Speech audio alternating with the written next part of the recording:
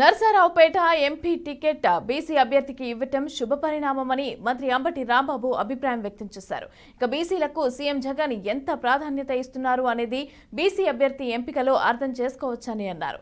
అనిల్ కుమార్ ను భారీ మెజార్టీతో గెలిపించాలని కోరారు. ఇక వైసీపీ నుంచి బీసీ అభ్యర్థిని ప్రకటించగానే టీడీపీ నేతలు వణికిపోతున్నారని అన్నారు.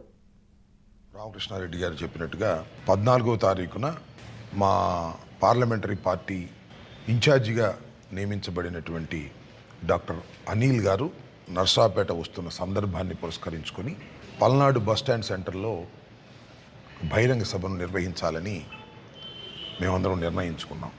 ఆ బహిరంగ సభకు పార్లమెంట్లో ఉన్నటువంటి 7 అసెంబ్లీ నియోజకవర్గాల నుంచి కూడా కార్యకర్తలు రావాల్సిందిగా మీ ద్వారా వారందరికీ కూడా విజ్ఞప్తి చేస్తూ ఉన్నాం.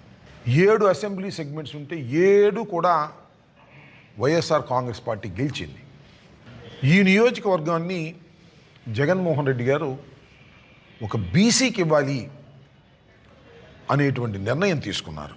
ఈ నిర్ణయం చాలా గొప్ప నిర్ణయంగా మేము భావిస్తున్నాం.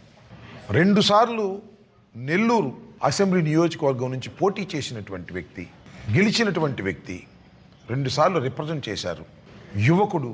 అలాంటి వ్యక్తిని సెలెక్ట్ చేయటం అనేది మా అందరికీ చాలా ఆనందాన్ని ఇచ్చినటువంటి అంశం.